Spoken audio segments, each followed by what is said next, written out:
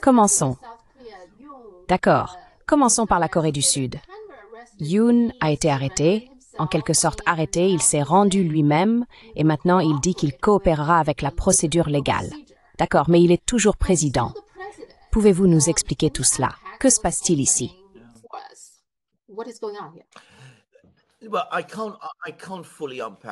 Eh bien, je ne peux pas tout déballer, parce qu'il y a des questions constitutionnelles et juridiques ici, que je ne suis pas en mesure de déballer moi-même. Je veux dire, je ne comprends pas si, par exemple, être le président constitutionnel actuel vous donne encore l'immunité. Apparemment, ce n'est pas le cas en Corée du Sud. Mais le fait est, et cela revient directement à quelque chose que vous m'avez mentionné dans un programme que nous avons fait sur la Corée du Sud il y a quelques semaines, juste après le début de la crise, que c'était très bizarre qu'après l'échec du décret de loi martiale et après le vote de destitution au Parlement sud-coréen, Yoon était toujours en poste en tant que président.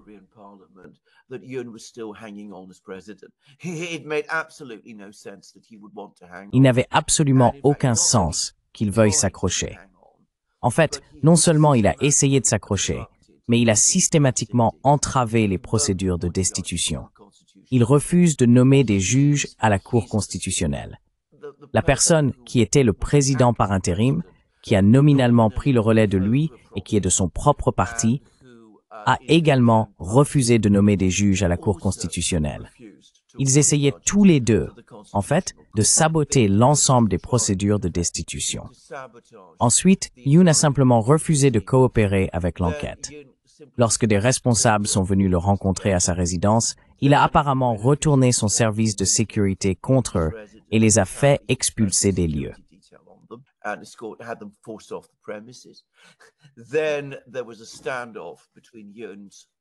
Ensuite, il y a eu une impasse entre l'équipe de sécurité de Yoon, la police et les procureurs. En effet, ce qui se passe maintenant en Corée du Sud, c'est ce comportement totalement intransigeant de Yoon et sa tentative de s'accrocher à sa position de président, ce qui a conduit à ce qui est en fait une lutte de pouvoir. L'opposition, qui semble contrôler une partie du système judiciaire, des forces d'enquête et de la police, et qui a clairement maintenant l'initiative politique, a réussi à percer et à obtenir un avantage décisif en le faisant arrêter. Ils ont fait irruption dans sa résidence, et son équipe de sécurité n'a pas pu cette fois empêcher son arrestation. En fait, il a accepté qu'il devait être arrêté.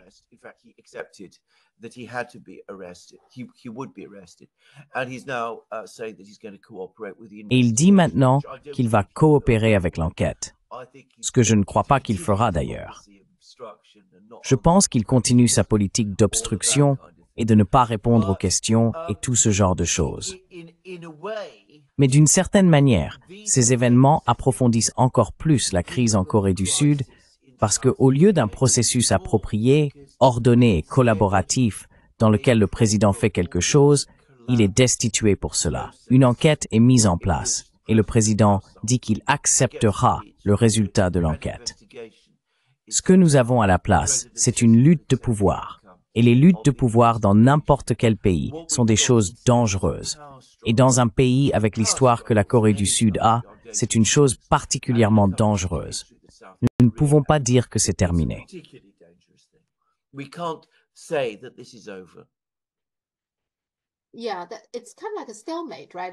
Oui, c'est un peu comme une impasse, non? Il ne va pas démissionner tant qu'il n'est pas obligé de partir.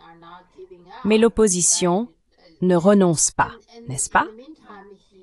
Et en attendant, il ne semble pas avoir de véritable pouvoir, mais il est toujours le président.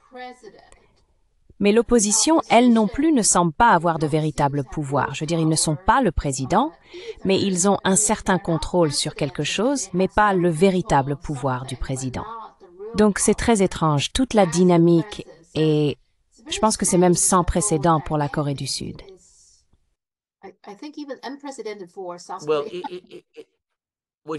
Eh bien, c'est complètement sans précédent pour la Corée du Sud.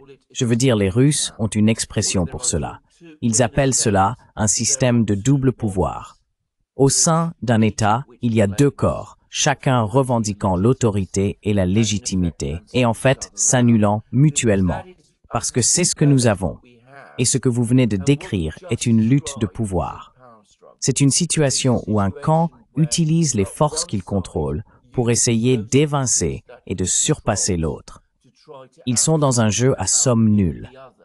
Parce que si l'opposition devait se retenir et ne pas prendre des mesures de plus en plus radicales contre Yoon, étant donné que Yoon est le président, il y a un risque que le pouvoir lui revienne, auquel cas il pourrait éventuellement essayer de décréter une nouvelle loi martiale ou demander à celui qui était président par intérim, en supposant que cette personne soit toujours associée à Yoon, de décréter une nouvelle loi martiale.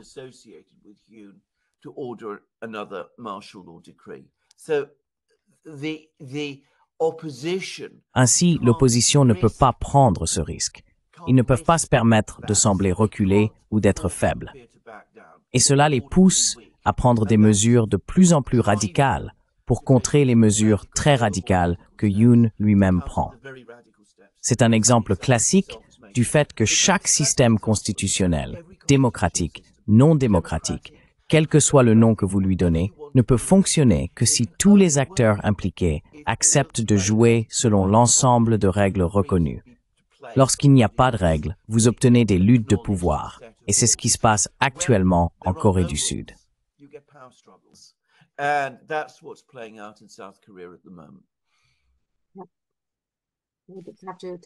Nous devons continuer à observer.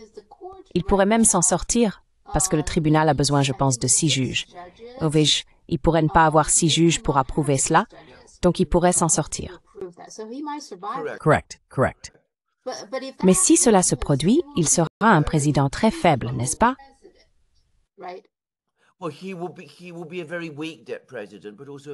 Eh bien, il sera un président très faible, mais aussi très dangereux, parce qu'il aura survécu à un processus de destitution. Mais il saura qu'il n'a aucune perspective d'être réélu et que ses opposants veulent sa perte. Et il devient alors possible qu'il essaye de refaire la même chose. Ce qui peut arriver, et c'est une possibilité que nous ne pouvons pas ignorer, c'est que l'opposition se trouve maintenant dans une situation de tout ou rien. Ils doivent faire approuver cette destitution. Ils doivent donc soit faire pression sur les juges de la Cour constitutionnelle pour l'approuver, soit ajouter plus de juges à la Cour constitutionnelle pour s'assurer qu'ils ont une majorité.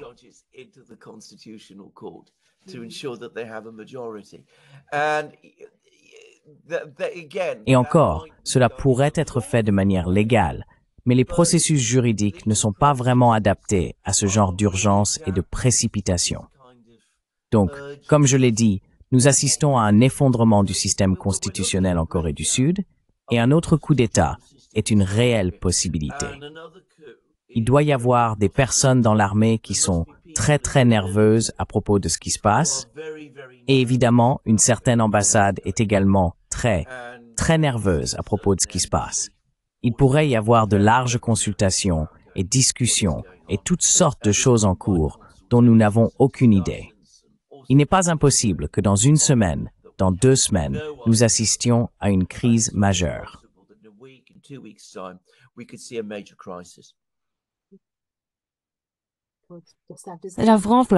Simplement voir. 2025 semble être une année intéressante, commencerait avec beaucoup de développement. Année très intéressante. D'accord.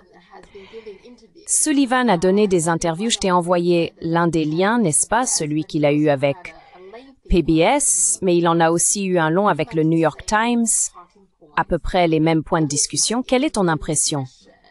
Y a-t-il quelque chose de nouveau à part les habituels, tu sais, les mêmes points de discussion? D'accord, la Russie, ils doivent aider l'Ukraine à se défendre et ils doivent aider Israël à se défendre. Et tu sais, la Chine est un danger. C'est pourquoi ils doivent aider Taïwan avec leurs armes pour qu'ils soient ceux qui maintiennent la paix dans le détroit de Taïwan. Je veux dire, y a-t-il quelque chose de nouveau qui ressort?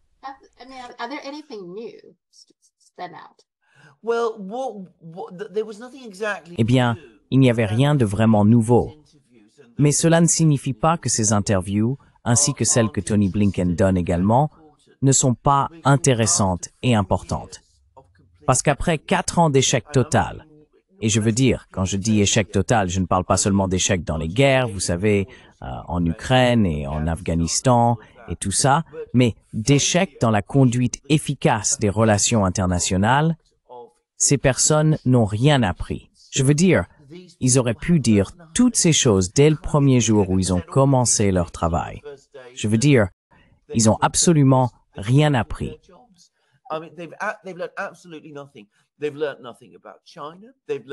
Ils n'ont rien appris sur la Chine. Ils n'ont rien appris sur la Russie.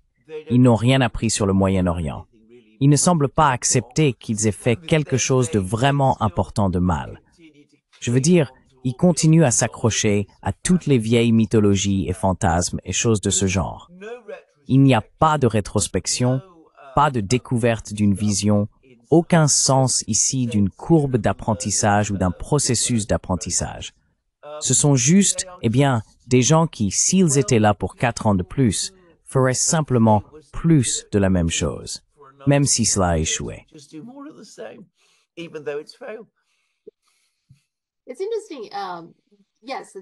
C'est intéressant, oui. Il parle de tout comme d'un succès, n'est-ce pas? Et donc, une chose que j'ai remarquée, c'est que les interviews de PBS le sont moins. Mais dans le New York Times, il a en fait souligné à plusieurs reprises le succès qu'ils ont eu en Afghanistan. Car à son avis, c'est un bon exemple de la manière dont ils ont eux-mêmes atteint la paix. Je trouve cela remarquable, compte tenu de la mauvaise gestion de tout le retrait, n'est-ce pas? À quel point toute l'affaire était embarrassante. Mais cela semble être l'une des choses dont il est très fier. Qu'en pensez-vous? Je veux dire,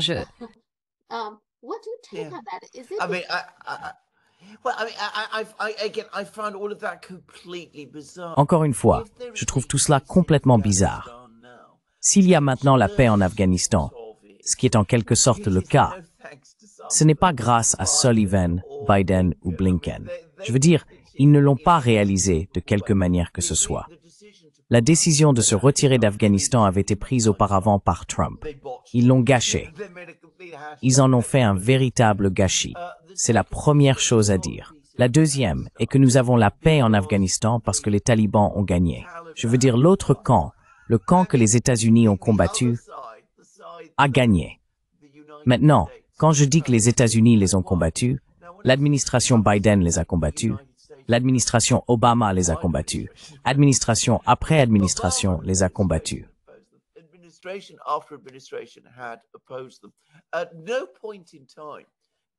À aucun moment Sullivan n'est venu dire « en fait, vous savez, nous avons vraiment réfléchi à cela et nous comprenons que la situation en Afghanistan est que le seul parti capable d'apporter la paix au pays est les talibans et il semble avoir le soutien du peuple afghan. Ce que nous devons faire, par conséquent, c'est organiser un transfert de pouvoir négocié. Vous savez, cela aurait été incroyablement controversé aux États-Unis. Mais si cela s'était produit, et si Sullivan avait pu dire « nous avions raison, les événements nous ont donné raison. Nous avons fait cette chose très controversée. »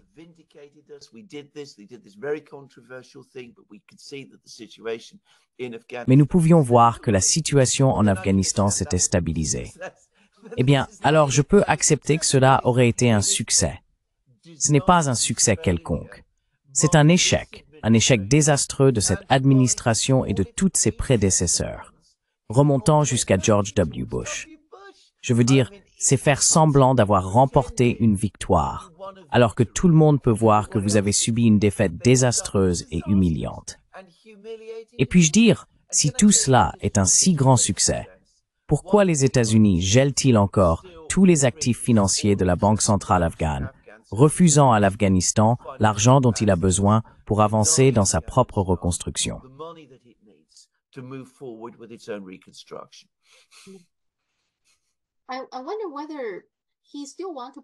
me demande s'il veut encore se présenter, lui et l'administration Biden en général, comme des gens épris de paix.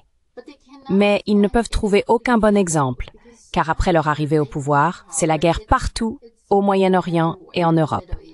Donc c'est le seul exemple, je suppose, qu'il pourrait citer comme une sorte de preuve qu'ils aiment la paix. Est-ce que ce qu'il essaie de prouver ici?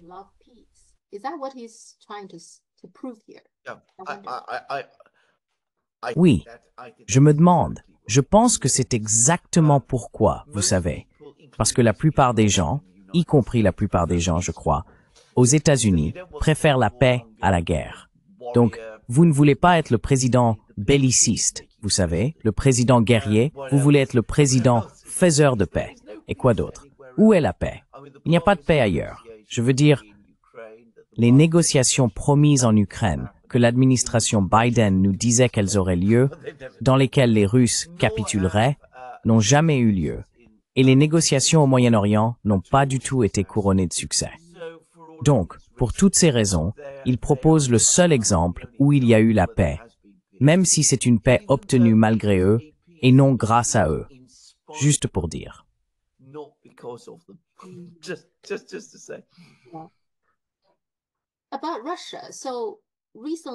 À propos de la Russie, récemment, l'administration Biden a imposé davantage de sanctions sur le secteur énergétique russe, y compris deux des plus grands producteurs de pétrole de Russie.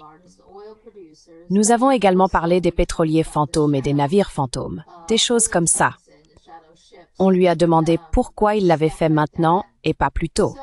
Sa réponse a été que le prix du pétrole aujourd'hui est beaucoup plus bas.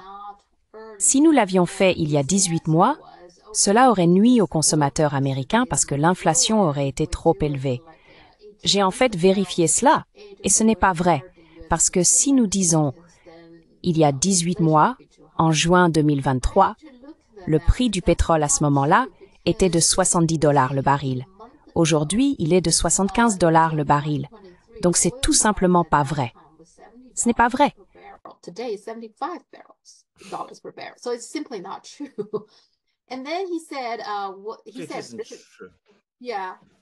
Oui. Et puis il a dit ceci. Il a dit, eh bien, nous donnons à l'équipe entrante, à la nouvelle administration, un véritable levier dans une négociation alors qu'il se lance dans la diplomatie. Qu'en pensez-vous?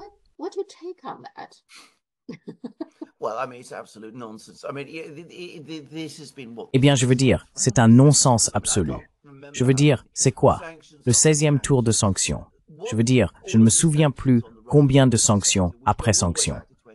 Ce que toutes ces sanctions sur le secteur énergétique russe, qui remontent à 2022, ont accompli, c'est de rendre le prix du pétrole et du gaz plus élevé qu'il ne le serait autrement.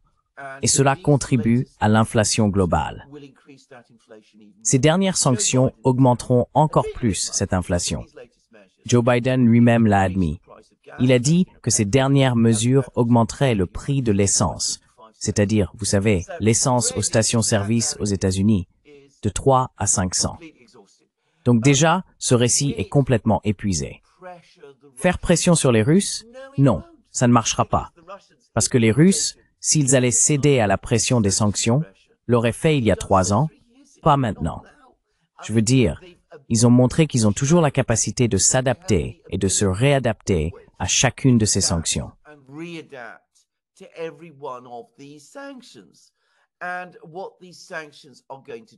Et ce que ces sanctions vont faire, ce n'est pas donner plus de levier aux partisans de Trump.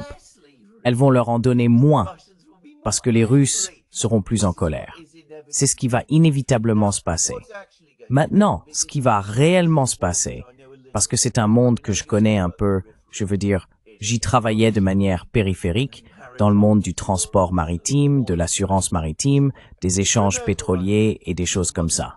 Rappelez-vous, je suis grec, et il fut un temps où je connaissais beaucoup d'armateurs grecs. Ce n'est plus le cas. Je ne fais plus partie de ce monde. Mais je peux vous dire que c'est l'un des métiers les plus durs, les plus rudes, les plus impitoyables qui existent sur la planète Terre.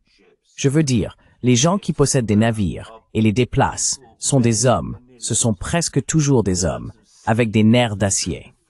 Ils sont à un cheveu d'être en quelque sorte des types de gangsters dans de nombreux cas. Ils chercheront toujours où ils peuvent gagner le plus d'argent. Et s'il y a des risques, non seulement ils prendront ces risques, car c'est déjà intrinsèquement un métier à très haut risque.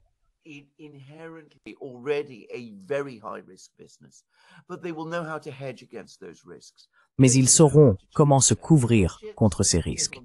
Ils sauront comment changer les noms de leurs navires. Ils sauront comment jouer avec les pavillons des navires. Et malgré le fait qu'il soit superficiellement compliqué de changer de pavillon, vous pouvez le faire très rapidement et très facilement si vous connaissez les bonnes personnes aux bons endroits. Et bien sûr, il y a toujours plus de navires. Vous faites sanctionner certains navires, mais vous trouverez toujours d'autres navires. Vous trouvez toujours des équipages dans divers ports. Ce commerce sera à peine affecté avant mars. Il n'y aura aucun effet du tout, car tous les contrats, tous les accords ont déjà été conclus. D'ici la fin mars, le pétrole déjà en haute mer aura atteint ses destinations.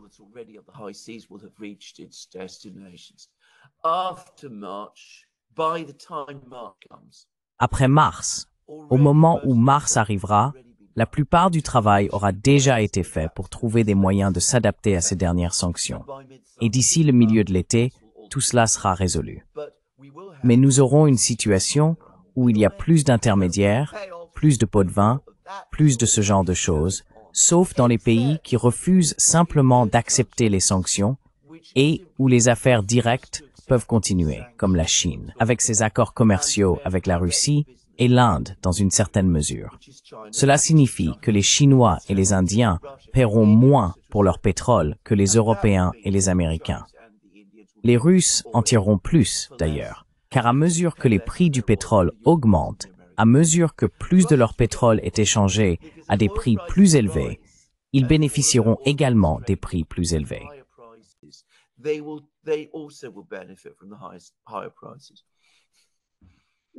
Oui, s'il y a de l'argent à gagner, je veux dire, il y a toujours un moyen. Vous savez, les gens trouveront un moyen. Il y a toujours un moyen, exactement. Les gens trouveront toujours un moyen. Vous ne pouvez pas arrêter le commerce des armes, le commerce illégal des armes. Vous n'avez absolument pas réussi à arrêter le commerce illégal des stupéfiants. Je veux dire, regardez combien de personnes ont essayé. Allez-vous vraiment arrêter le commerce du pétrole? Je veux dire, c'est impossible. Pas contre un acteur aussi grand et sophistiqué que la Russie. Cela ne peut tout simplement pas être fait. Et c'est incroyable que les gens ne comprennent pas cela.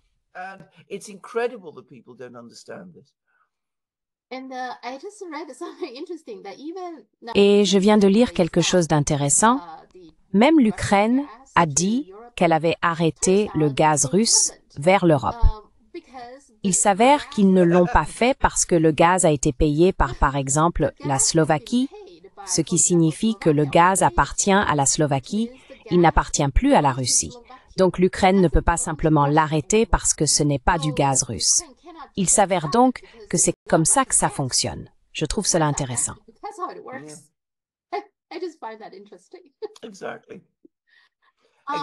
Exactement. Exactement. Et je comprends que le gaz revient à nouveau en Transnistrie. Je ne suis pas sûr de la manière dont ça se fait, mais apparemment, ils ont également recommencé à recevoir du gaz russe. Sauf que peut-être qu'il n'est pas appelé gaz russe. Je veux dire, je ne sais tout simplement pas. Mais vous savez, c'est la réalité des marchés de l'énergie. Vous pouvez organiser, vous pouvez faire intervenir des acteurs tiers. Vous pouvez faire en sorte que les Indiens achètent le gaz en Russie.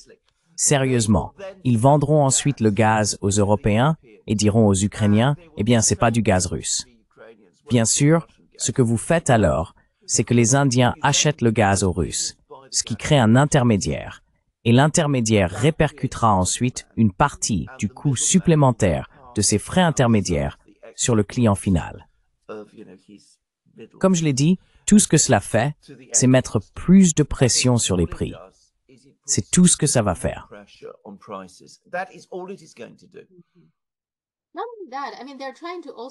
Non seulement cela, je veux dire, ils essaient aussi de saboter le Turk Stream apparemment. Lavrov a souligné qu'ils ont abattu certains drones venant d'Ukraine. Et donc l'Ukraine a essayé de saboter cela. Maintenant, quand ils font cela, ne contrarient-ils pas la Turquie? Je veux dire, la Turquie a besoin de cet argent, non? Donc ils n'ont pas peur de contrarier la Turquie.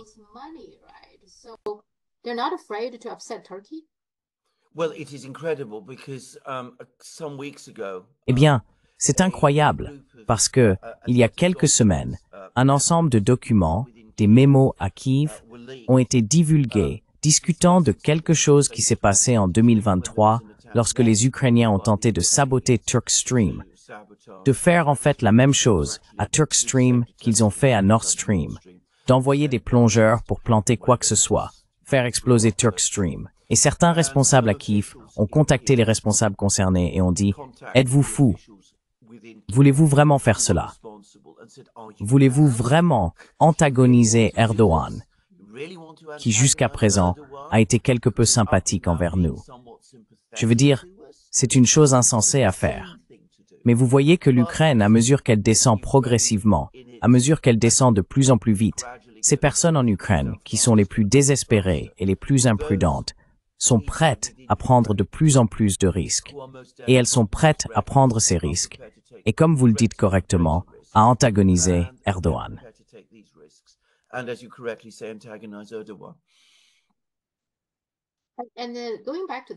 En revenant à cette interview, on lui a demandé pourquoi il ne sanctionne pas le Venezuela. Et sa réponse est assez intéressante. Par exemple, il y a une entreprise américaine, Chevron, qui, je suppose, fait des affaires là-bas et obtient du pétrole ou quelque chose comme ça. Alors il a demandé à Sullivan, vous savez, pourquoi ne pas simplement annuler la licence de Chevron pour obtenir du pétrole du Venezuela. Et il a dit, eh bien, Trump a essayé ça. Cela n'a pas fonctionné sous Trump. Mais d'une manière ou d'une autre, sanctionner la Russie sous Trump fonctionnera, mais sanctionner le Venezuela ne fonctionnera pas.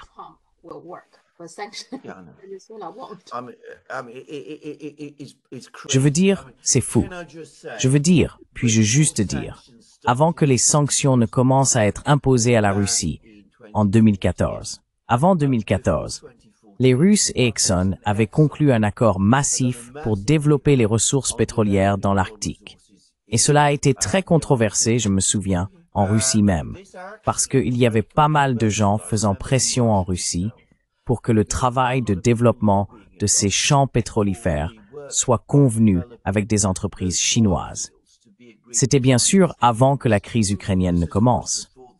Et il y avait des rumeurs à cette époque, et je m'en souviens en Russie même, que les Chinois étaient très mécontents que la Russie ait choisi une entreprise américaine de préférence à une entreprise chinoise.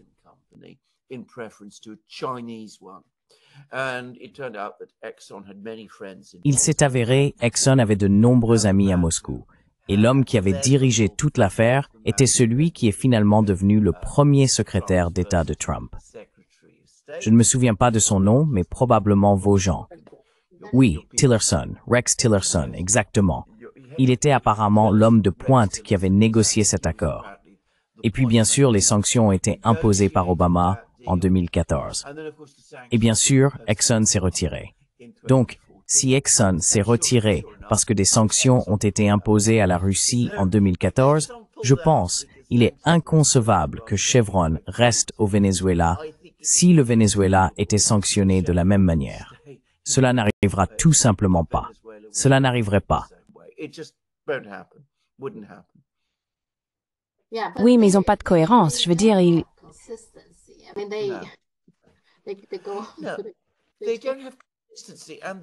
Ils n'ont pas de cohérence et ils mentent tout le temps.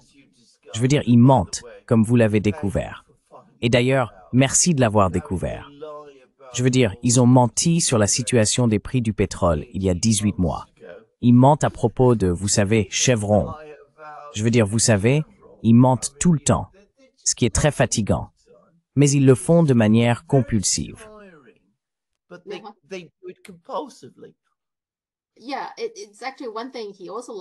Oui, c'est en fait une chose sur laquelle il a également menti au New York Times lorsqu'il parlait de la Chine. Il a dit que quand il parle de la Chine, il parle de deux vérités. Une vérité est que la Chine de surpasser les États-Unis en tant que puissance mondiale, dominante, économiquement, technologiquement, diplomatiquement et militairement. Le président Xi Jinping l'a dit. Xi Jinping n'a jamais dit cela. Je ne pense pas qu'il ait jamais dit cela.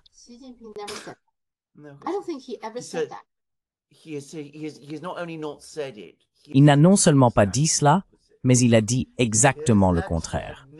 Il a en fait eu des réunions avec des responsables américains, et nous avons tous les comptes rendus de ces réunions. Ils sont disponibles sur le site du ministère chinois des Affaires étrangères, où il a à plusieurs reprises pris soin de dire que la Chine ne cherche pas à supplanter les États-Unis, à surpasser les États-Unis.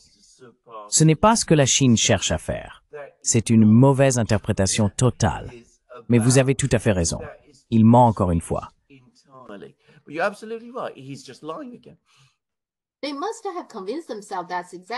Ils ont dû se convaincre que c'est exactement ce que la Chine veut, au point de croire que Xi Jinping a dit quelque chose de ce genre. Parce que le porte-parole du ministère des Affaires étrangères a également répété que notre objectif est de nous surpasser, de devenir la meilleure version de la Chine. Nous ne voyons personne d'autre comme un concurrent, une menace ou quoi que ce soit. Nous voulons juste être la meilleure version de nous-mêmes. Donc,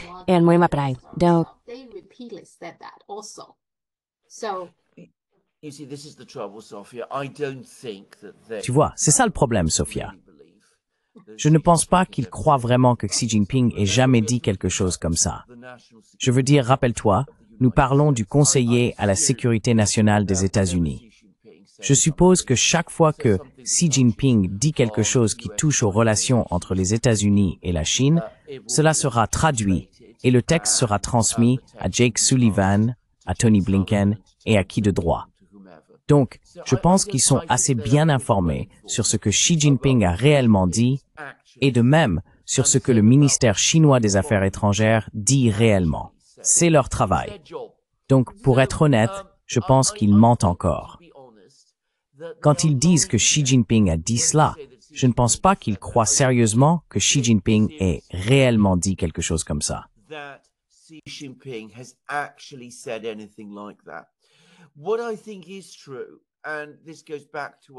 Ce que je pense être vrai, et cela remonte à notre conversation de la semaine dernière, c'est que bien qu'il sache parfaitement que Xi Jinping n'a jamais dit quelque chose de ce genre, il croit que c'est secrètement ce que Xi Jinping veut réellement, qu'il vise vraiment la domination mondiale. Parce que, encore une fois, comme nous l'avons discuté dans notre programme précédent, selon la position de la Chine, c'est exactement ce que feraient les Américains, Jake Sullivan, Tony Blinken et tous les autres. C'est incompréhensible pour eux. Il leur est impossible de croire que la Chine, dans la position de puissance qu'elle occupe aujourd'hui, ne cherchera pas à dominer le monde. Je veux dire, il n'y a tout simplement pas de possibilité qu'ils puissent concevoir.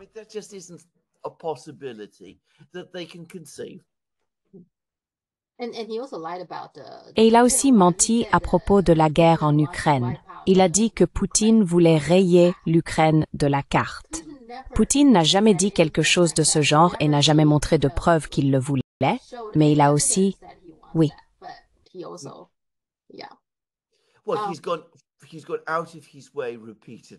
Eh bien, il a fait des efforts répétés pour essayer d'éviter cette possibilité. C'est la vérité.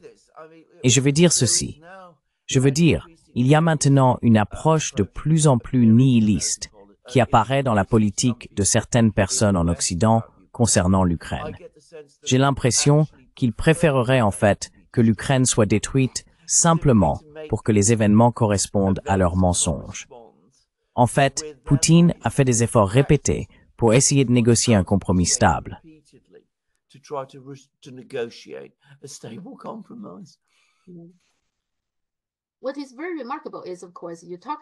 Ce qui est très remarquable, c'est bien sûr que vous parlez de la façon dont les Américains ont des souvenirs très sélectifs des choses, n'est-ce pas? Donc, quand il parle de la guerre en Ukraine, elle a juste commencé en février 2022. Tout ce qui s'est passé avant cela n'a aucune importance. Et quand vous parlez du Moyen-Orient, la crise du gaz a également commencé en octobre 2023. Rien avant cela ne compte. Et une autre chose que je trouve intéressante, c'est que quand vous parlez de la Chine, ils aiment évoquer cette question du fentanyl, qu'ils reprochent à la Chine de ne pas collaborer avec les États-Unis. Mais voici le problème. Tout d'abord, le fentanyl fentanyl a en fait des utilisations légitimes.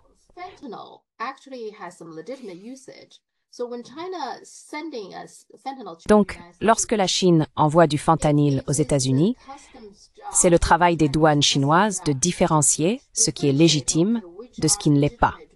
C'est donc un fardeau supplémentaire, un travail supplémentaire pour la Chine, sans rien en retour. La Chine n'en tire rien, n'est-ce pas?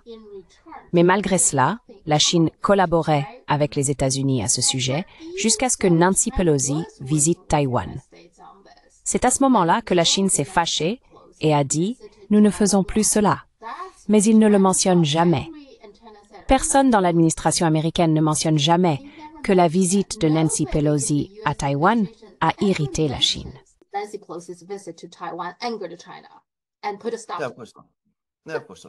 Non, bien sûr que non. Exactement. Je veux dire, c'est tout à fait correct. Je veux dire, je voulais juste ajouter rapidement, en tant que fait historique, que pour les Occidentaux de tout type de commencer à faire la leçon à la Chine sur les drogues et le commerce de drogue, c'est assez fort, si je puis dire. Je veux dire oui. Je veux dire, bien sûr, je dis cela surtout en tant que Britannique, ou en toute honnêteté, ceux qui connaissent les événements des années 1840 en Grande-Bretagne admettront toujours que c'est quelque chose que je dirais à propos des Britanniques. Ils admettent que c'était une page morale très sombre de notre histoire, dont nous ne voulons pas beaucoup parler. Mais, vous savez, c'est comme ça.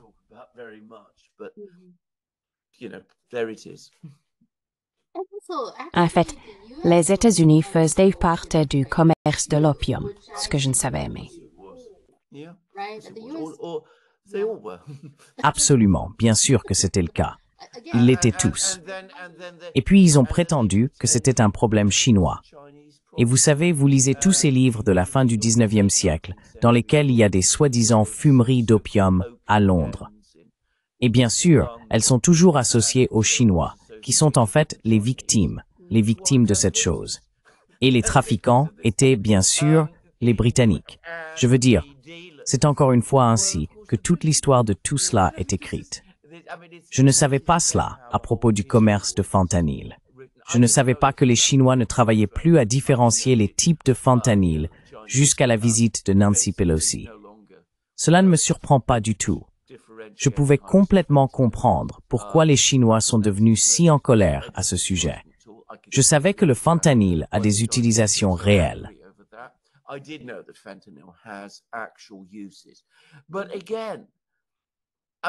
Mais encore une fois, je veux dire, étant donné les réalités concernant les drogues illégales, pas seulement les drogues illégales, mais les drogues en général en Occident, blâmer la Chine de tous les endroits pour une partie de ce problème est ridicule.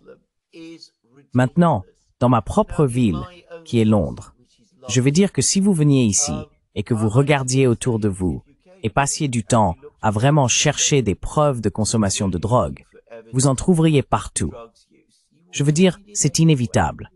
Je veux dire, vous marchez dans les parcs et vous pouvez le sentir. Vous voyez des gens en prendre. Ce n'est pas parce que la Chine est derrière cela. C'est parce qu'il y a des problèmes structurels majeurs dans notre société.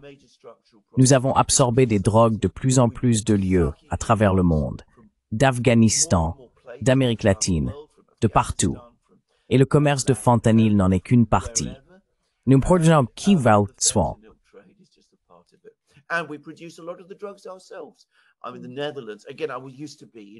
Je suis aux Pays-Bas. Encore une fois, je l'étais quand j'étais à la haute cour. Je savais tout cela. Les Pays-Bas étaient un grand producteur de drogues synthétiques, qui étaient utilisées dans la scène dance britannique et américaine, par exemple.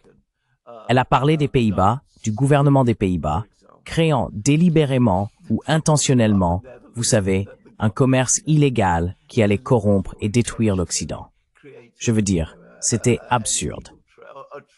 Et il est tout aussi absurde de parler de la Chine comme étant la source de ce problème. Je suis d'ailleurs absolument d'accord. S'il y avait de bonnes relations entre les États-Unis et la Chine et que les Américains venaient et disaient « Regardez aux Chinois », dans le contexte de ces bonnes relations, « Regardez, nous avons un problème ici. »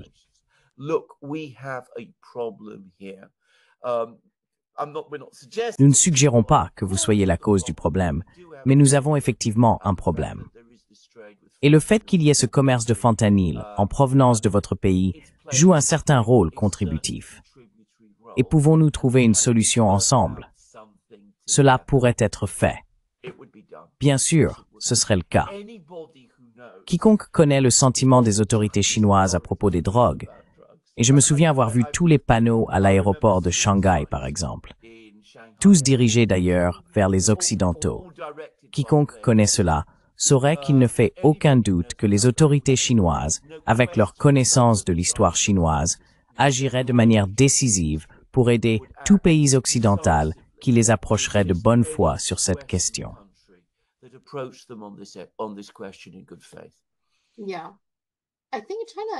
Oui, je pense que la Chine, le gouvernement chinois, est assez compréhensif envers tout pays ayant ce problème en raison de sa propre histoire.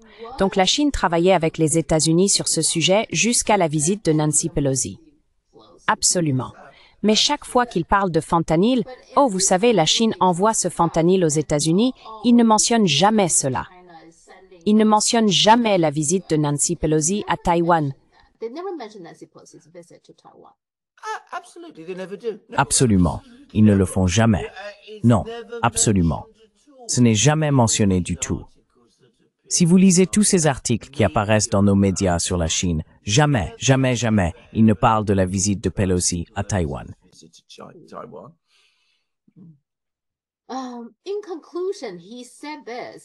En conclusion, il a dit ceci. Lorsqu'on lui a demandé comment il voyait son mandat, il a répondu « Je me pose des questions assez simples.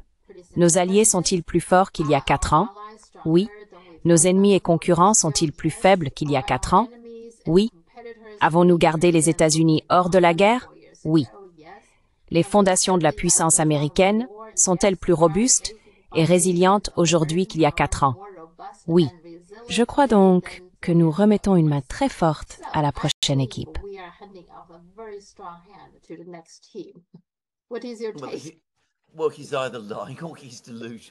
Eh bien, il ment ou il est délirant parce qu'il a tort sur tous les points imaginables. Je veux dire, il l'est absolument. Je veux dire, parlons de la force de ses alliés. Quels alliés? La Corée du Sud est en crise politique. Nous venons de le décrire. Le Japon n'a même pas de gouvernement fonctionnel à l'heure actuelle. L'Europe fait face à une crise de désindustrialisation et à des problèmes économiques. Les armées en Europe sont dépouillées parce qu'elles ont envoyé toutes leurs armes en Ukraine dans une guerre qui est en train d'être perdue. Les États-Unis ont subi d'énormes dommages politiques, non seulement à cause de la guerre en Ukraine, mais surtout à cause des actions incontrôlées de leur propre allié Israël au Moyen-Orient. Sur quelle planète est Sullivan? S'il croit vraiment tout cela, je dirais que la vérité est diamétralement opposée à chaque point qu'il a mentionné sur cette liste.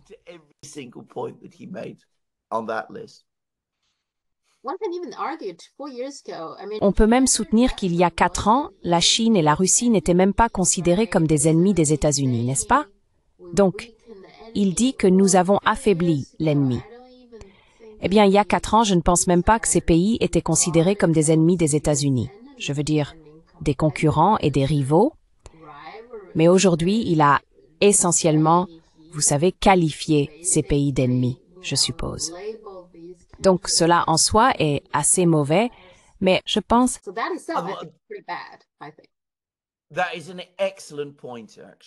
C'est un excellent point, en fait. C'est un point absolument excellent. Et pour être juste envers Jake Sullivan, je veux dire, il n'est pas la seule personne ici. Mais pourquoi parler de la Russie et de la Chine comme des ennemis? Il y a 10 ans, ils ne voulaient pas être des ennemis des États-Unis. Avant la crise ukrainienne, les Russes concluaient des accords avec Exxon, comme je viens de le dire. La Chine avait les gens parlaient même d'une relation symbiotique entre la Chine et les États-Unis. Ils parlaient de chimérica. Tout cela très exagéré, très faux, comprenant mal beaucoup de choses sur la Chine. Mais le point était que la Chine ne voulait pas être un ennemi des États-Unis. Elle l'a dit à plusieurs reprises. La Russie ne voulait pas être un ennemi des États-Unis. Elle l'a dit à plusieurs reprises. Aujourd'hui, des personnes comme Jake Sullivan les qualifient d'ennemis, ce qui est, dans une certaine mesure, je ne les appellerai pas ennemis d'ailleurs, je les appellerai adversaires, ce qui est légèrement différent. Mais une relation qui semblait autrefois devenir coopérative est devenue conflictuelle à la place. Et cela est entièrement le produit de la politique étrangère des États-Unis, y compris, bien sûr, cette partie de la politique étrangère des États-Unis que Jake Sullivan a gérée.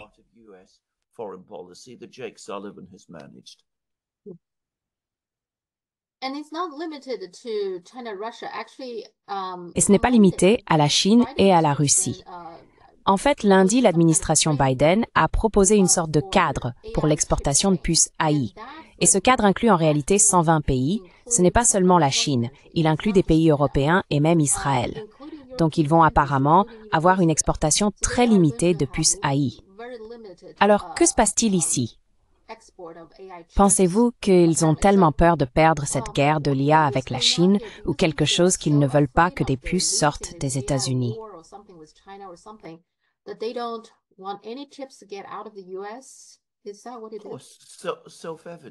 Est-ce que c'est ça? De toute évidence, c'est exactement ça. Il n'y a pas d'autre explication. Ils sont maintenant prêts à empêcher le développement de ces technologies parmi leurs propres alliés, parce qu'ils craignent que si ce n'est pas le cas, la technologie ne fuite vers la Chine, qui est en réalité en avance sur les États-Unis dans ce domaine. Je veux dire, c'est ce qui rend tout cela si bizarre.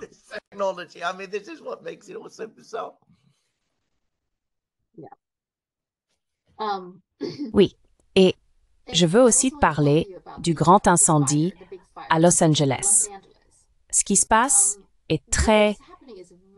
Je veux dire, nous ne devrions plus être surpris maintenant parce qu'avant cela, il y avait East Palestine, le déraillement de train, et Lahaina a également eu un grand incendie à Hawaï. Donc maintenant, nous ne devrions vraiment plus être surpris. Mais la différence, c'est qu'il y a beaucoup de maisons de riches qui ont été touchées par le feu et, tu sais, ont essentiellement brûlé. Et bien sûr, en Chine, le contraste était que le Tibet a eu un tremblement de terre à peu près au même moment, peu avant l'incendie. La réaction du gouvernement chinois a été si rapide. En 24 heures, ils ont rétabli l'électricité, l'accès à Internet et les services téléphoniques. Et bien sûr, ils ont accueilli 50 000 personnes, leur fournissant des repas chauds et des lits confortables et des choses comme ça. Alors qu'à LA, je pense que ça continue encore. L'incendie continue, nous ne savons pas. Oh oui, absolument. Alors, que pensez-vous de tout cela?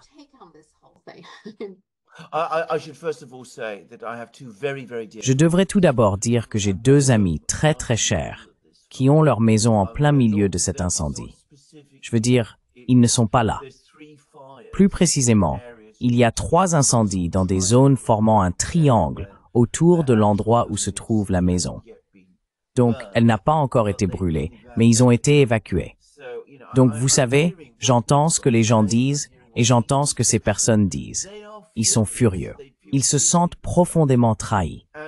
Et bien sûr, comme vous le dites absolument à juste titre, nous avons eu cette histoire aux États-Unis encore et encore, remontant jusqu'à la Nouvelle-Orléans et l'inondation qui a eu lieu pendant le mandat de George W. Bush. Et rien n'est jamais amélioré. Nous avons ces problèmes qui reviennent constamment.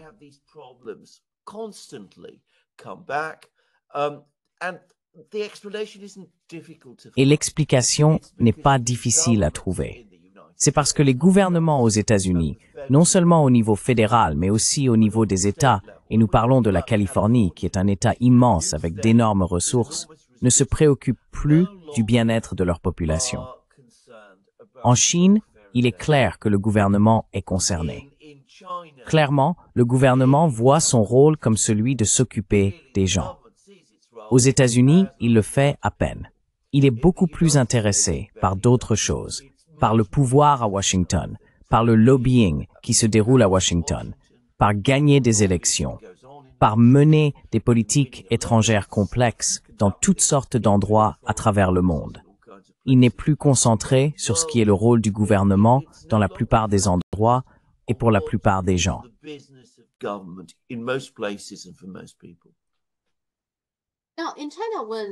En Chine, lorsqu'une catastrophe naturelle survient, ils déploient toujours des troupes. Mais cela ne semble pas être le cas aux États-Unis. Ils déploient rarement des troupes. Pourquoi cela? Est-ce que déployer des troupes est une affaire importante? Je veux dire, pourquoi?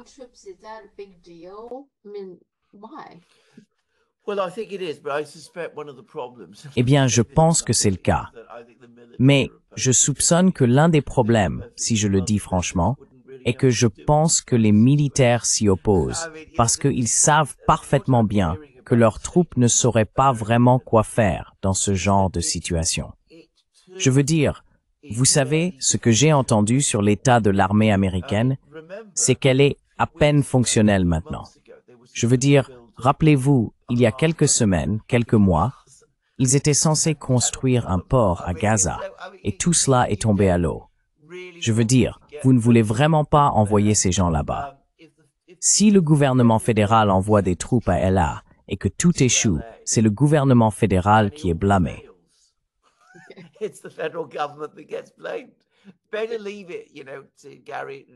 Mieux vaut laisser ça, vous savez, à Gavin Newsom. Et vous savez, il prend tout le blâme, et le maire de Los Angeles prend le blâme. Je veux dire, fondamentalement, tout est une question de rejet de responsabilité. Et je dois vraiment le dire.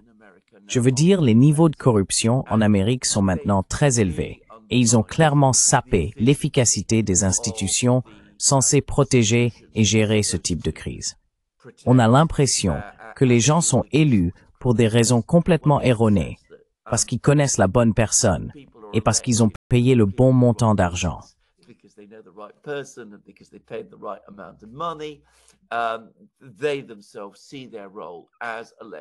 Ils voient eux-mêmes leur rôle en tant que dirigeants élus en des termes complètement différents de ceux que, vous savez, les dirigeants élus adoptent normalement. Je veux dire, encore une fois, le contraste est avec Rudy Giuliani à New York, le 11 septembre. Et je ne me souviens pas de son nom. Est-ce Bass, la nouvelle maire de LA, qui s'envole pour, est-ce le Ghana ou un autre endroit, pour assister à l'inauguration du président? Et vous savez, ils voient leur rôle en des termes complètement différents. Et j'ai peur que l'enrichissement personnel et l'admission dans la classe politique plus large en fassent partie. En Chine et dans d'autres pays, pas seulement la Chine, la Russie par exemple. Et je peux le dire, si un gouverneur, je ne sais pas comment on appelle, un haut fonctionnaire, un fonctionnaire régional en Chine,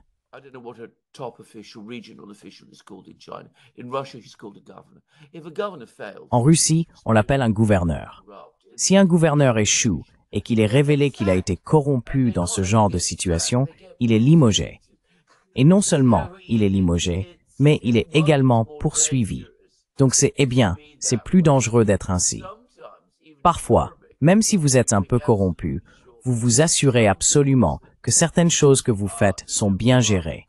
Précisément parce que vous ne voulez pas que les autorités viennent examiner de très près ce que vous avez fait. Mais aux États-Unis, la classe politique s'en moque parce qu'elle tolère et même approuve la corruption parmi elles-mêmes.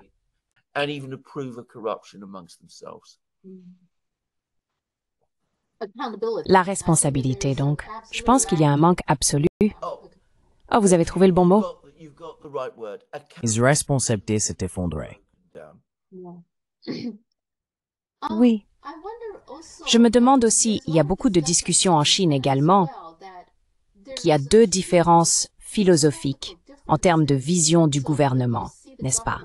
Donc en Chine, c'est vrai, comme le Wang dit, tout au long de l'histoire chinoise, ils sont vraiment presque comme une figure divine, n'est-ce pas? Là-haut, si vous regardez le palais, ils sont assis à distance du peuple et tout le monde s'agenouille. Dans certains cas, vous n'êtes même pas autorisé à regarder l'empereur. Donc c'est très strict. Mais l'attente est, d'accord, vous obtenez beaucoup de traitements spéciaux, tous les privilèges, et vous savez, vous êtes en haut, mais vous devez livrer, ce qui signifie que vous êtes aussi le chef de la famille, ce qui signifie que lorsque quelque chose se passe, une catastrophe naturelle en particulier, vous devez prendre soin de votre peuple.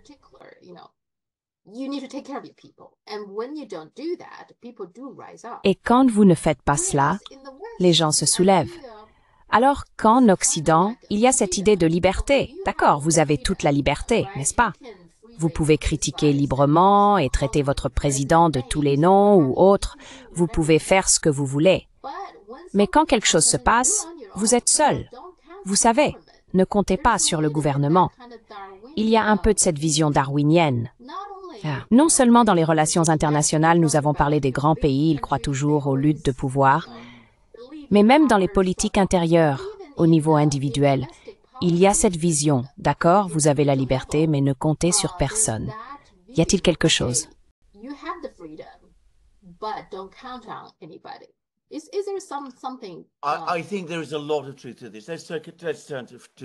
Je pense qu'il y a beaucoup de vérité là-dedans. Commençons par la Chine. Aucun autre pays n'a une histoire aussi longue en matière de secours en cas de catastrophe que la Chine. Si vous êtes familier avec l'histoire chinoise, vous saurez que c'est un fait récurrent. Encore une fois, si je peux juste en discuter, je le fais en tant qu'occidental, et je ne vais pas prétendre être un expert ici. Mais ma compréhension est que la toute première dynastie, la Xia, a été établie par Yu le Grand qui a maîtrisé l'inondation. Je veux dire, c'est pour cela, parce qu'il a pu maîtriser l'inondation.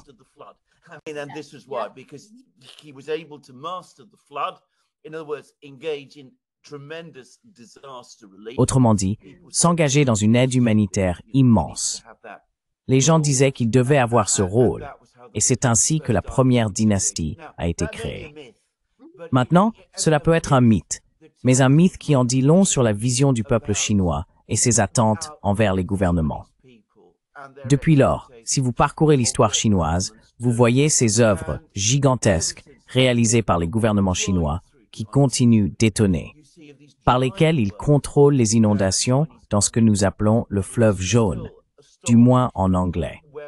Je ne sais pas exactement comment cela s'appelle en chinois, mais je veux dire l'énorme quantité de travail là-bas, la construction de canaux, les travaux hydrauliques, tout cela.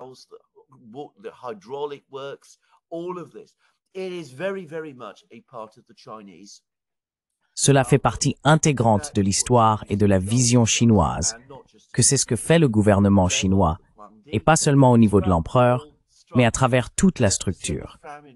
Il en va de même pour l'aide en cas de famine d'ailleurs. La Chine était bien plus avancée que n'importe quel pays occidental pendant presque toute son histoire en matière de secours en cas de catastrophe et de famine.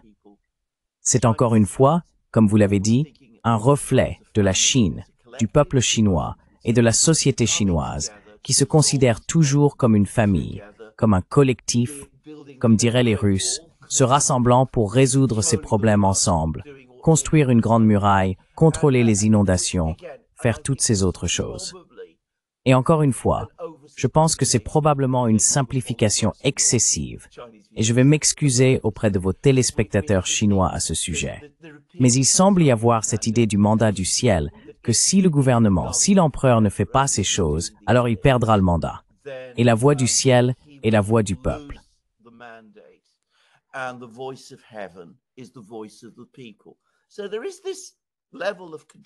Il y a donc ce niveau de contrôle. C'est ma propre compréhension de la Chine. Maintenant, si je me trompe, comme je l'ai dit, je m'excuse. Mais je pense que le point que vous soulevez est absolument vrai. En Occident, nous n'avons pas cela. Je veux dire, les empereurs romains se sont engagés dans une certaine mesure de secours en cas de catastrophe, mais rien à l'échelle de ce que vous voyez les Chinois faire. Je veux dire, ce n'était jamais structurel dans la société occidentale. Et vous avez absolument raison. En partie parce que nous avons été si fragmentés. En partie parce que l'accent a été tellement mis sur l'individualisme, l'individu par rapport au collectif et à la famille, que nous n'avons jamais vraiment développé cela dans notre propre psyché. Et le résultat est que nous ne sommes pas aussi bons dans ce domaine que les Chinois.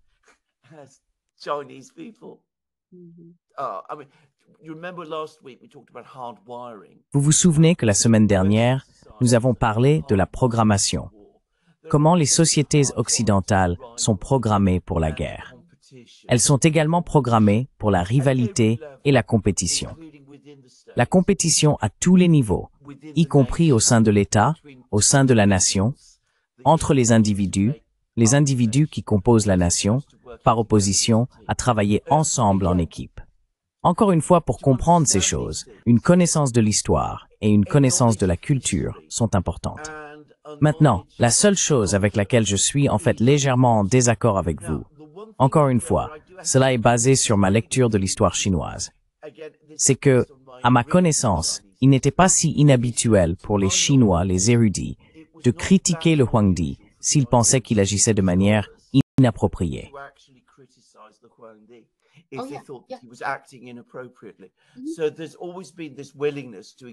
Il y a toujours eu cette volonté de s'engager dans la critique, qui existe aussi en Occident. Il y a aussi beaucoup une question de, vous savez, nous avons la liberté de critiquer, et en Chine, il y en a moins. J'ai l'impression qu'en Chine, il y avait toujours autant de critiques qu'en Occident. C'est plutôt que les objectifs de la critique étaient différents. En Chine, il s'agissait toujours d'avancer ensemble, tandis qu'en Occident, la critique est toujours « ne m'empiète pas dessus ».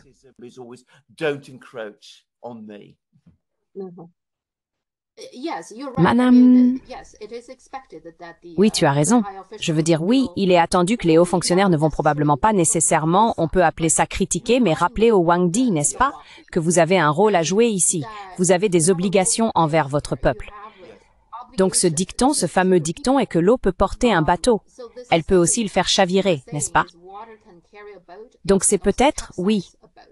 Et c'est la mentalité. Et cela doit être rappelé tout le temps à l'empereur, au Huangdi. Vous savez, n'oubliez pas cela. D'accord, parce que nous disons tous, n'est-ce pas? Sinon, les gens peuvent, vous savez, faire chavirer le bateau. Donc, oui, alors que je ne pense pas que ce soit la mentalité des gens en Occident, c'est plutôt comme si vous étiez seul, d'accord? Et vous nagez ou vous coulez, d'accord? Oui. Ouais, parce que je ne sais pas si tu te souviens, en 2021, il y a eu une tempête hivernale au Texas. Très mauvaise. Donc, il y a eu plusieurs jours de coupure de courant. Alors, l'un des maires de la ville, le maire de Colorado City, Tim Boyd, a dit dans son post Facebook « Seuls les forts survivront et les faibles périront ». Maintenant, il a démissionné plus tard à cause de cela. Mais en fait, je suppose qu'il représente un certain type de mentalité, assez représentatif, je suppose. Il a juste dit à haute voix ce que peut-être beaucoup de gens pensent aussi, non?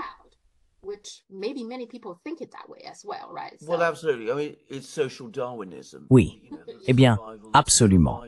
C'est le darwinisme social, la survie du plus apte, et tout cela, qui est une véritable philosophie qui a été très très influente en Occident et l'est toujours, à partir de la fin du 19e siècle. Je veux dire, c'est complètement étranger à la façon de penser chinoise. Je veux dire, personne en Chine, aucun philosophe en Chine n'a jamais pensé de cette manière. Aucun. Je peux le dire de ceux que je connais.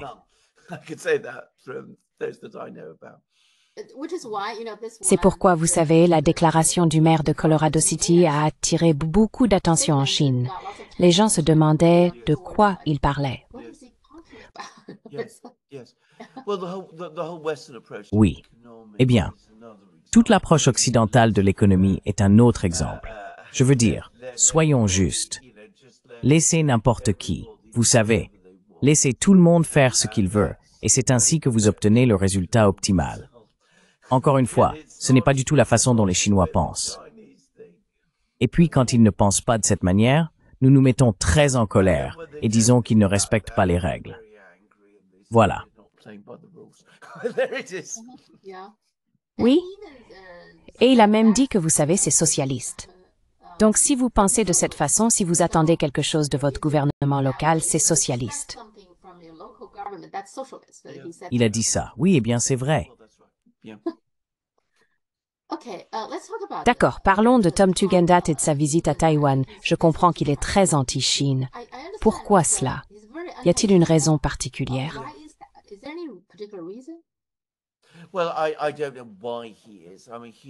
Eh bien, je ne sais pas pourquoi il l'est. Je veux dire, il est, je pense, un exemple très typique. de la classe britannique, la classe politique. Je comprends qu'il est ex-militaire. Il vient d'un milieu de petite noblesse terrienne. Il a fréquenté toutes les vieilles écoles. Il parle un certain type d'anglais, qui est le genre d'anglais que je parle d'ailleurs, ce qui le distingue comme membre de la classe politique. Je pense qu'il a toutes les idées simplistes habituelles sur la Chine que tant de gens en Occident ont. Et aussi des idées tout aussi simplistes sur Taïwan, que c'est cette grande démocratie florissante et merveilleuse que nous devrions soutenir.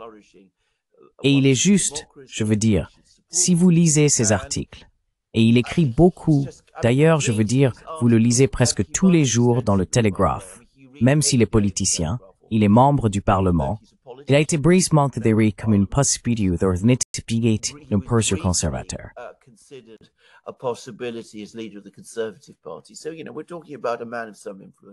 Donc vous savez, nous parlons d'un homme d'une certaine influence.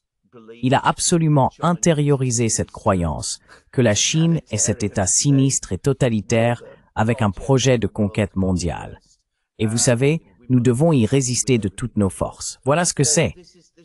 Alors il va à Taïwan. Il va forger des alliances avec Taïwan pour résister à la Chine. Mais ce qui est intéressant aussi, et cela vient d'un point de vue britannique, c'est que l'autre raison pour laquelle il fait cela, et ce n'est probablement pas celle à laquelle il pense exactement, mais elle est là, c'est que vous allez à Taïwan, vous êtes impoli envers la Chine, vous invitez l'attention chinoise, et cela vous fait vous sentir, vous et la Grande-Bretagne, important d'une certaine manière.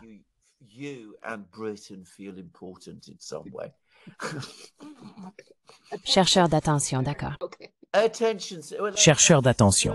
Une grande partie de la politique étrangère britannique au cours des 30 dernières années concerne la recherche d'attention, surtout les 10 dernières. D'accord.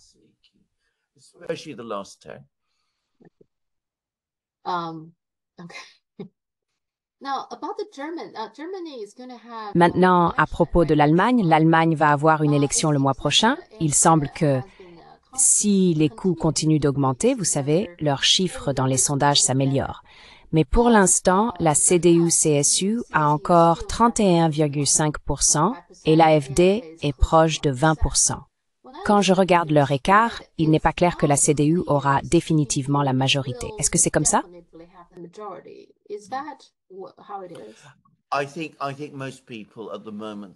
Je pense que la plupart des gens, en ce moment, pensent que la CDU n'aura pas la majorité. Ils devront donc entrer dans une coalition. Et chaque jour qui passe, l'AfD semble gagner du terrain. Et la raison pour laquelle ils le font, c'est parce que c'est un parti compliqué, avec beaucoup de gens étranges et certaines personnes vraiment très désagréables dans l'AfD. Je ne veux pas prétendre qu'il n'y a pas ce côté-là chez eux, parce qu'il y en a un. Mais ils disent en fait aux gens comment les choses sont vraiment. L'Allemagne est dans une mauvaise situation économique, que cette querelle avec la Russie a été un désastre, que la guerre en Ukraine est un désastre, que couper le gaz russe a été un désastre. Ils disent toutes ces choses. Sur la Russie, ils sont assez bons. Sur la Chine, pas tellement. Et encore une fois, je suis désolé de le dire. Je pense que l'élément raciste, encore une fois, joue un rôle.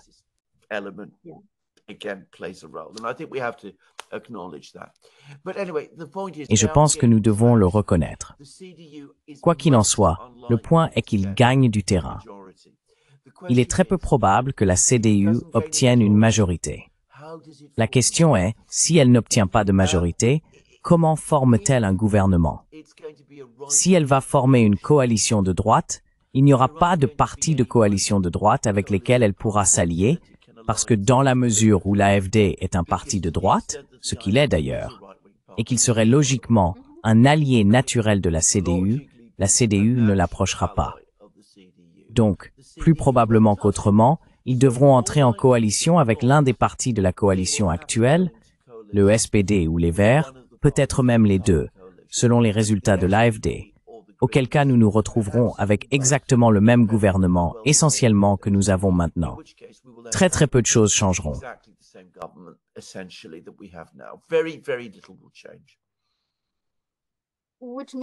Ce qui signifie que même si l'AfD peut avoir plus de sièges et plus de soutien, Elle ne fera partie du gouvernement, n'est-ce pas?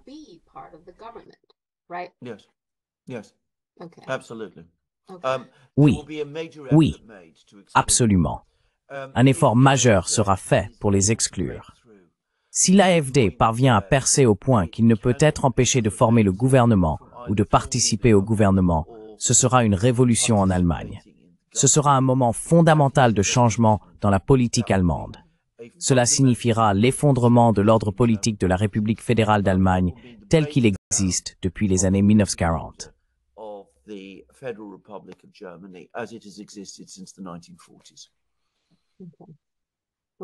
Intéressant là. Nous verrons. Oh yeah. Oh oui, très intéressant. Des événements très dramatiques se déroulent en Allemagne. L'Allemagne a une véritable politique, ce que la Grande-Bretagne, par exemple, n'a pas. Donc le fait que l'AfD perce de la manière dont elle le fait est important et intéressant. C'est un parti beaucoup plus radical que Reform UK en Grande-Bretagne, je dis juste.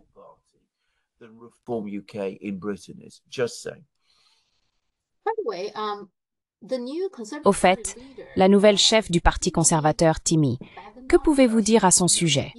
Je veux dire, la Grande-Bretagne a toujours deux partis, n'est-ce pas? Même si le parti de la réforme a un certain élan, c'est toujours un système bipartite. Alors, quelles sont vos impressions sur cette nouvelle chef conservatrice?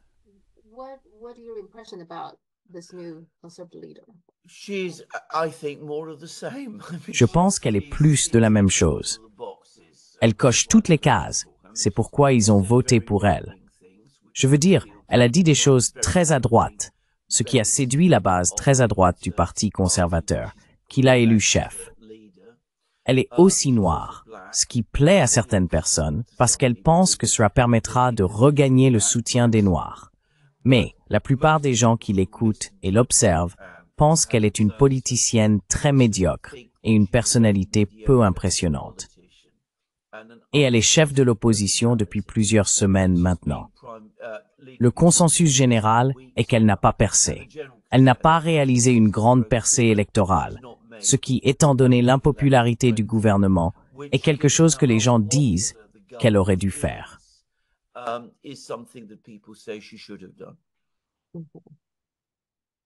Oui, d'après ce que je comprends, Keir Starmer n'est vraiment pas si populaire, n'est-ce pas? Non, il ne l'est pas. Il est très impopulaire. Même. D'accord. TikTok. Donc, la décision de la Cour suprême, selon certaines personnes, pourrait être rendue dès aujourd'hui. Peut-être que cet après-midi, nous pourrions le découvrir. Mais en tout cas, la plupart des gens, en se basant sur les questions posées par les juges, s'accordent à dire qu'il va être interdit. La Cour suprême suivra ce que le gouvernement veut. À la lumière de cela, quelque chose de très intéressant s'est produit. Il y a un nouveau terme appelé le réfugié TikTok. Je ne sais pas si vous en avez entendu parler. Donc l'idée, bien sûr, est que Mark Zuckerberg a fait beaucoup de lobbying pour l'interdiction de TikTok parce qu'il veut que tout le monde aille sur Meta, aille sur Facebook et ses autres entreprises. Mais les utilisateurs de TikTok sont tellement en colère qu'ils ont choisi une autre application chinoise appelée Red Note. Ils ont donc envahi Red Note et ils ont téléchargé tellement d'applications depuis l'App Store d'Apple qu'elle est passée de la 28e place ou quelque chose comme ça directement à la première en l'espace de 48 heures. D'accord.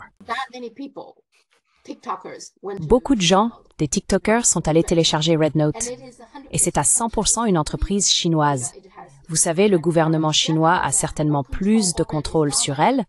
Ce n'est pas comme s'il y avait une version internationale par rapport à la version chinoise. Non, c'est juste une application chinoise.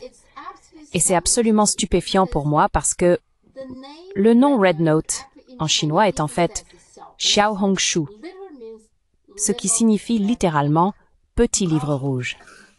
Cela ne peut pas être plus communiste que ça. Cela ne peut pas être plus chinois que ça. Mais ils l'ont choisi. Je dois dire, je le reconnais aux TikTokers, aux jeunes, ils sont vraiment très ingénieux et ils sont vraiment en colère. Évidemment, ils le sont.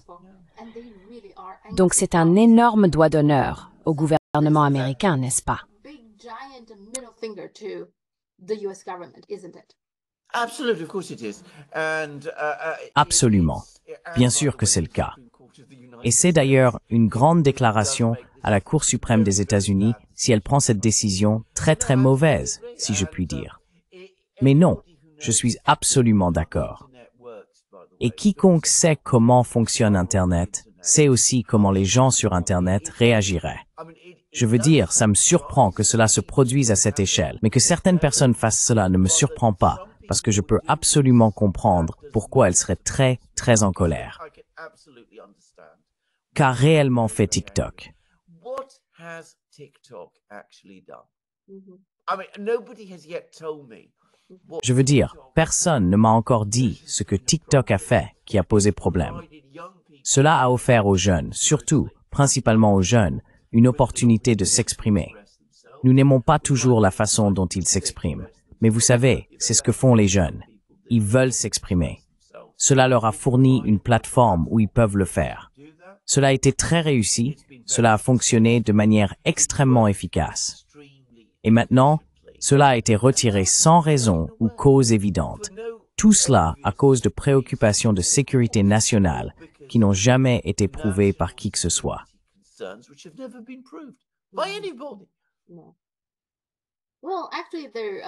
Eh bien, en fait, The Intercept a rapporté que le département d'État, sous l'administration Biden, a accordé des exceptions à certaines personnes au sein du département d'État. Elles ont été autorisées à continuer d'utiliser TikTok après le 19 janvier. C'est en fait très intéressant. On se demande pourquoi, en fait. Eh bien, selon The Intercept, en ce moment, ils ont une règle pour le gouvernement fédéral et ses sous-traitants selon laquelle vous ne pouvez pas avoir TikTok sur vos appareils, soi-disant. Mais le département d'État a deux exceptions. L'une est qu'il y aura des personnes qui continueront à surveiller TikTok, le TikTok international. Donc, ces personnes sont autorisées à continuer d'avoir TikTok. Et apparemment, ils ont aussi beaucoup de sous-traitants. Ils engagent des créateurs de contenu, apparemment travaillant essentiellement pour le département d'État. Ces personnes sont autorisées à continuer de créer du contenu. C'est assez évident que c'est pour la propagande, n'est-ce pas? Absolument. C'est exactement ça. Pour être honnête, je trouve cela plutôt sinistre. Mais le problème, c'est que s'ils font cela, alors comment pouvez-vous justifier de dire que TikTok est si dangereux, n'est-ce pas? Et vous permettez à vos propres citoyens de l'utiliser.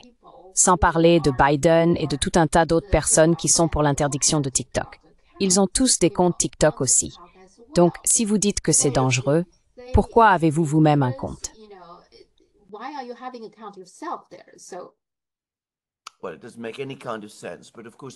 Eh bien, cela n'a aucun sens. Mais bien sûr, le point est qu'il a finalement son but, n'est-ce pas? Qui est que les États-Unis, les autorités aux États-Unis, ne veulent que des plateformes de médias sociaux aux États-Unis qui soient américaines et qu'ils puissent contrôler. Ils sont très satisfaits des autres plateformes de médias sociaux dans le monde, à condition qu'ils les contrôlent également. C'est de cela qu'il s'agit. Cela me semble être une tentative de contrôler TikTok en dehors des États-Unis. Vous l'interdisez aux États-Unis, puis vous maintenez une présence et un rôle avec TikTok, et essayez de le projeter à l'étranger aussi.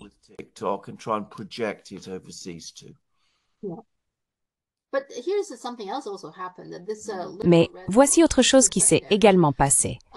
Ce petit livre rouge, la note rouge, parce que c'est tellement chinois, n'est-ce pas?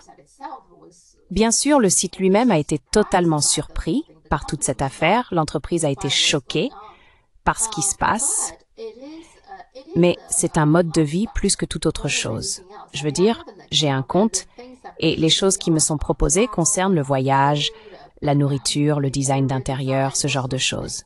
Donc, c'est intéressant dans le sens où les gens qui viennent de TikTok peuvent réellement voir la Chine. Ils peuvent voir le vrai visage des Chinois. Et donc, ils ont découvert deux choses. La première est que les Chinois sont très gentils. parce qu'ils disent, ils se qualifient eux-mêmes, vous savez, oh, nous voilà, les réfugiés de TikTok. Et les Chinois disent, oh, vous êtes les bienvenus ici, vous savez, amusez-vous ici. Et puis il y avait même des gens qui disaient, oh, il y a des gens là-bas qui ne m'ont jamais rencontré et qui disent, hey, si tu viens dans telle ou telle ville, fais-le-moi savoir, je vais t'offrir un repas ou quelque chose comme ça. Ils étaient tellement mal préparés pour ce genre de choses. Ça ne me surprend pas du tout, en fait. Absolument. Oui.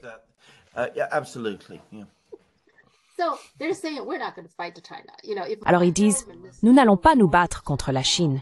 Vous savez, si mon gouvernement déclenchait une guerre avec la Chine, nous n'allons pas nous battre. Je ne vais pas me battre contre les gens sympathiques là-bas. Et l'autre chose, c'est que ils sont également surpris de voir à quel point la Chine est avancée. Vous savez, en termes de transport et aussi de supermarchés bien approvisionnés et très abordables. Donc, ils sont aussi surpris de découvrir cela. Je trouve ça très, très intéressant.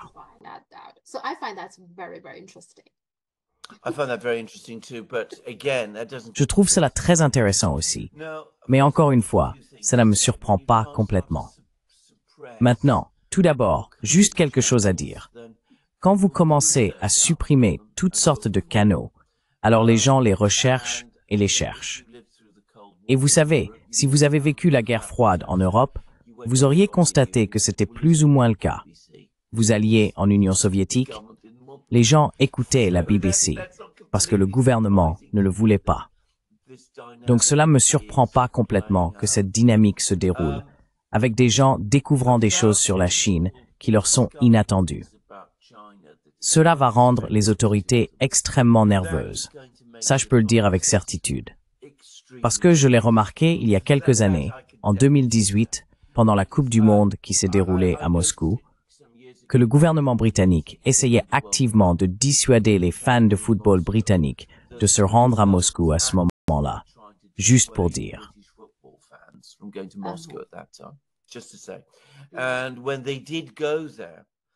Et quand ils y sont allés, il y a eu beaucoup des mêmes réactions que vous venez de décrire. Les gens étaient vraiment surpris de se rendre dans des villes modernes, que les réseaux de transport étaient bons, que la nourriture était correcte, que les gens étaient sympathiques. Cela a été une grande surprise parce que chaque jour, sans relâche, on leur dit autre chose. Et c'était encore plus le cas pour la Chine. Parce qu'encore une fois, il y a la différence culturelle. Il y a ce sentiment, vous savez, ce sont des Asiatiques, donc ils ne peuvent pas être à la hauteur des normes que nous avons en Occident. Et vous savez, cela vient comme une surprise et ça change les perspectives des gens.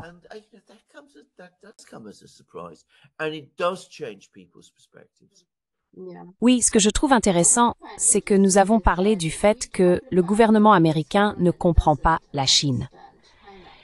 Je dois dire que j'ai l'impression que parfois, souvent, le gouvernement américain ne comprend même pas son propre peuple. Je veux dire, pourquoi s'engage-t-il, vous savez, dans ce conflit avec les utilisateurs de TikTok qui sont américains? Pourquoi ont-ils engagé ce conflit?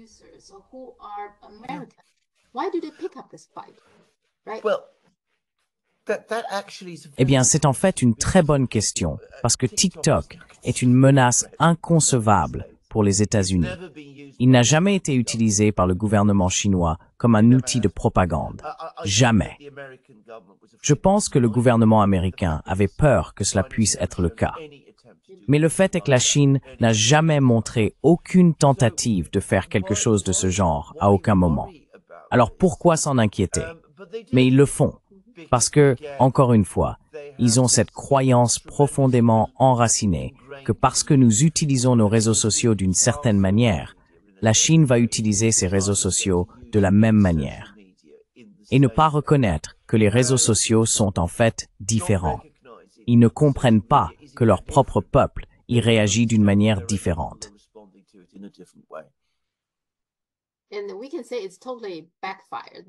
Et on peut dire que ça a complètement échoué, toute cette histoire d'interdiction de TikTok. Je veux dire, c'est tellement intéressant. Il y avait des gens qui disaient, il y avait beaucoup de vidéos sur TikTok disant adieu à leur espion chinois. Ouais.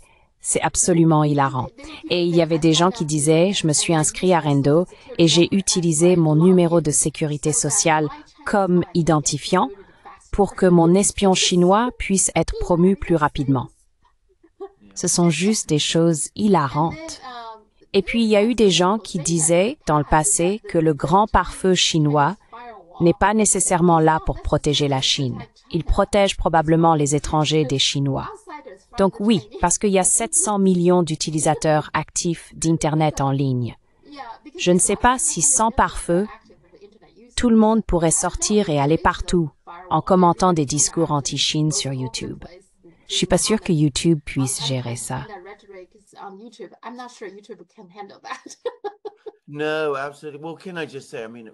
Non, absolument.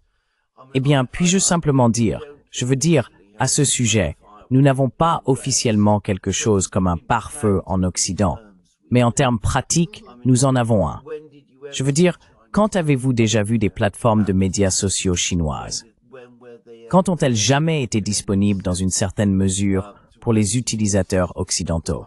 Je veux dire, elles existent. Sans doute, il y a des moyens de les atteindre, mais c'est jamais facilité ou rendu possible. Je dis juste.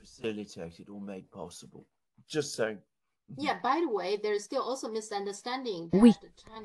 D'ailleurs, il y a encore un malentendu selon lequel la Chine interdit Facebook. En réalité, Facebook a été présent en Chine pendant un certain temps, mais la Chine a ses propres règles, vous savez, les règles de censure et ce genre de choses. Ce sont Google et Facebook qui ont refusé de suivre la loi chinoise, les règles chinoises. C'est à ce moment-là qu'ils ont dû partir. Exactement. Alors que TikTok a fait des efforts pour essayer de répondre aux demandes spéciales du gouvernement américain.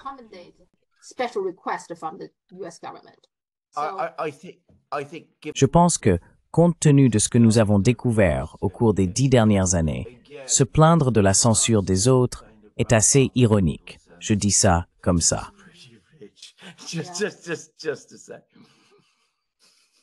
Mais je dois dire que c'est une bonne chose de voir les gens se contacter et communiquer réellement. Absolument. Ce sont des enfants chinois qui disent « D'accord, voici mes devoirs d'anglais, peux-tu m'aider ?» Et puis il y a des Américains qui disent « D'accord, voici mes devoirs de maths, peux-tu m'aider ?» C'est incroyable. Vraiment. C'est merveilleux, en fait. Oui, c'est absolument merveilleux. Et cela me donne de l'espoir, vous savez, malgré le gouvernement désespérant que nous avons. Mais les gens, vous savez, nous réalisons tous que nous sommes les mêmes. Nous voulons la même chose, n'est-ce pas? Et donc, c'est bien qu'il y ait maintenant des canaux que les gens découvrent par eux-mêmes pour se rapprocher les uns des autres. Je pense que c'est une chose merveilleuse. Je suis complètement d'accord. Je suis absolument d'accord. C'est toujours hilarant qui communique par le petit livre rouge. C'est vraiment hilarant. D'accord. Sur cette note positive, concluons. Note très positive. Oui, et nous parlerons mercredi prochain. Merci beaucoup. À mercredi prochain. Passez une bonne semaine, vous aussi. À bientôt. Au revoir. Au revoir.